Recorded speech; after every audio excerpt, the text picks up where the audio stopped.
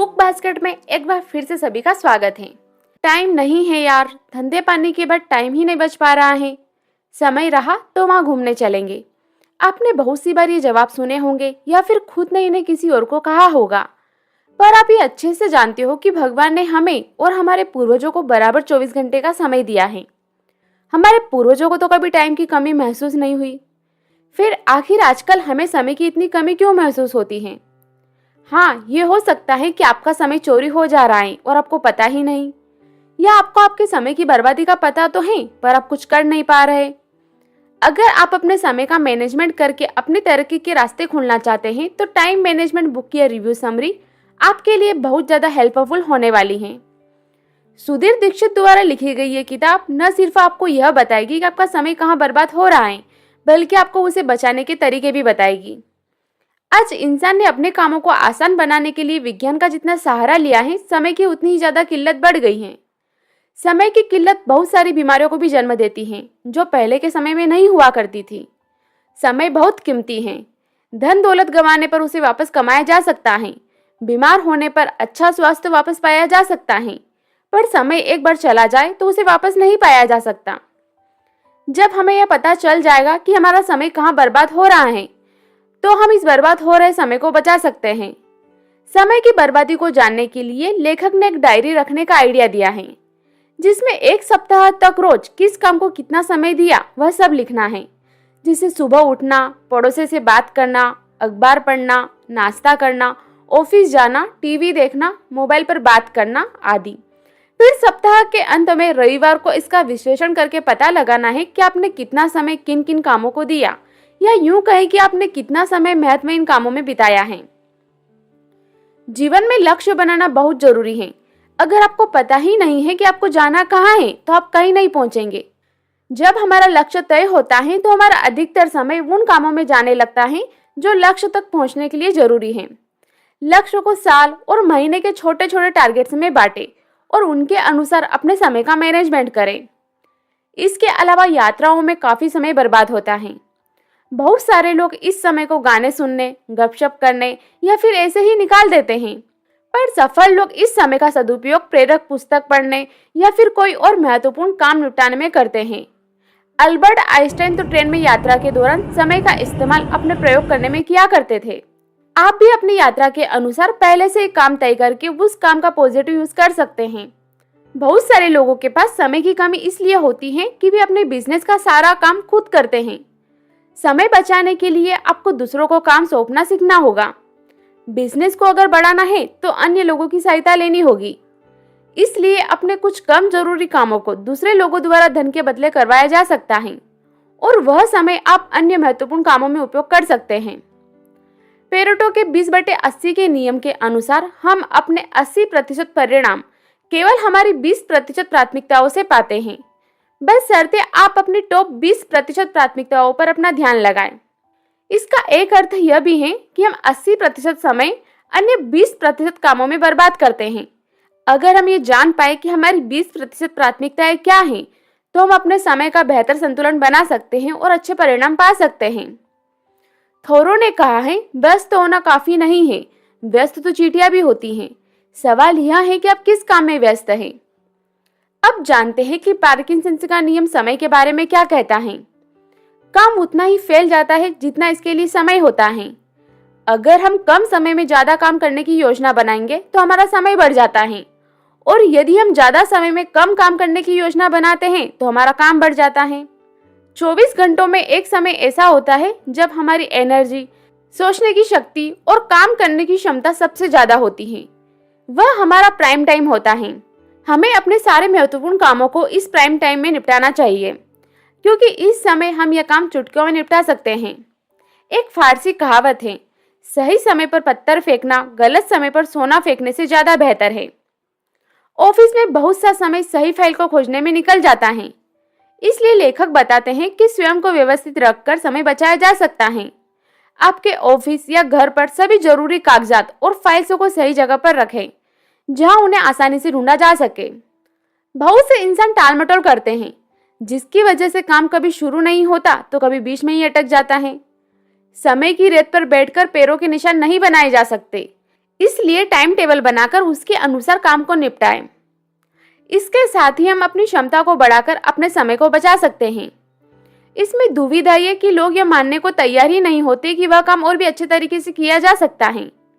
ऐसे में आपको अपनी क्षमता को बढ़ाने के लिए उस फील्ड से जुड़ी किताब, सेमिनार या फिर इंटरनेट का सहारा लेना चाहिए, जिससे कि वह काम उसी गुणवत्ता के साथ कम समय में किया जा सके। डेडलाइन तय करना कार्यों को समय पर पूरा करने का एक अच्छा तरीका है।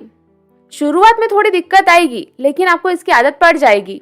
डेडलाइन तय करने से न सिर्फ काम समय पर होगा, बल्कि बचा अतिरिक्त समय दूसरे कामों में इस्तेमाल कर पाएंगे। हम सबके पास रोज सुबह 2 विकल्प होते हैं, या तो हम उस पल को सुख या आनंद लेने में गवा दें, या फिर भविष्य के लिए वर्तमान में इसका त्याग करें और काम में जुट जाए। एक सेल्समैन जो सुबह उठकर टीवी देखने लग जाता है, वही दूसरा सेल्समैन सुबह सुबह कस्टमर्स को फोन मिलाकर अपॉइंटमेंट बुक करने लगता है। एक विद्यार्थी खाली समय को क्लास में छात्रों के साथ गपशप में बिता देता है, जबकि दूसरा विद्यार्थी उसी समय को अव्वल आने के लिए पढ़ाई में लगाता है।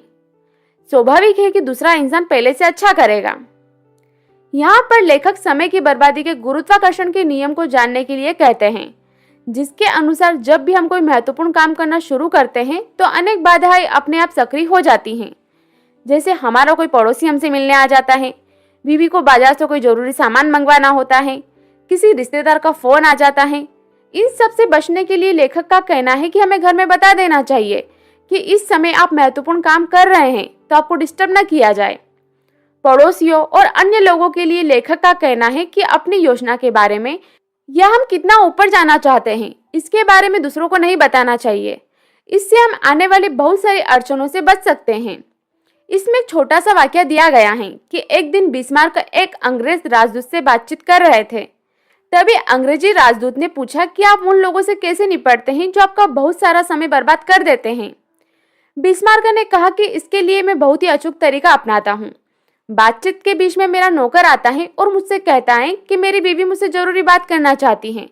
जिस पल बिस्मार्क यह बात कह रहे थे, उसी समय उनका एक नौकर आया और उसने बिस्मार्क से कहा कि आपकी पत्नी आपसे कुछ जरूरी बात करना चाहती है। यह महत्वपूर्ण नहीं है कि आपने कितने समय तक काम किया, महत्वपूर्ण तो परिणाम होता है। 2 महिला सब्जी बनाने में 2 घंटे का समय लगाती हैं। एक महिला की सब्जी लाजवाब बनती है और दूसरी की बिगड़ जाती है। आपको क्या लगता है उनके पतियों की क्या प्रतिक्रिया होगी? दूसरी महिला का पति इस बात पर वाह वाह करेगा कि उसकी पत्नी ने 2 घंटे अपनी सब्जी को बिगाड़ने में लगाया, या वह इस बात पर ताने कसेगा। जवाब आप जानते हैं।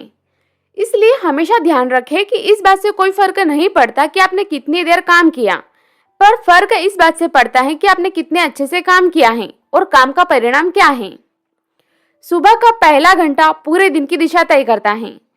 सुबह जल्दी उठने की आदत डालें। एक कहावत है, जो जल्दी सोता है जल्दी उठता है, उसके पास स्वास्थ्य, पैसा और बुद्धि रहती है। और यह सच भी है। सुबह का वातावरण बहुत ज्यादा शांत होता है, उसमें ऑक्सीजन की मात्रा भरपूर होती है। सुबह आपको कोई परेशान करने वाला नहीं होता। सुबह आपका फोन नहीं बजता है, बच्चे भी देर से उठते हैं, बाहर कोई चहल पहल भी नहीं होती है। महत्वपूर्ण कामों को इस समय किया जाए, क्योंकि इस समय हम पूरी तरह से एकाग्र होते हैं। दूसरे गैर जरूरी काम दिन में उस समय करने चाहिए जब हम आलस के मूड में होते हैं। समय की बर्बादी का एक और औजार है टीवी और सोशल मीडिया। आज टीवी और सोशल मीडिया के कारण इतना समय बर्बाद हो रहा है जितना पहले कभी नहीं हुआ। हम यह सोचते हैं कि मैं थोड़ी देर टीवी देखूंगा या सोशल मीडिया को यूज करूंगा, पर समय कब बीतता जाता है हमें पता ही नहीं चलता और हम बहुत सारा सक्रिय समय बर्बाद करते रहते हैं। बहुत सारे लोग बोलते हैं कि टीवी पर एजुकेशनल प्रोग्राम्स आते हैं। अगर ज्ञान ही बढ़ाना है तो अखबार या फिर ज्ञानवर्धक किताबें पढ़ी जा सकती हैं, इंटरनेट से जानकारी ली जा सकती है। ब्रायन ट्रेसी के अनुसार आपका टीवी उत्कृष्ट सेवक लेकिन भयंकर मालिक है। चुनाव आपका है।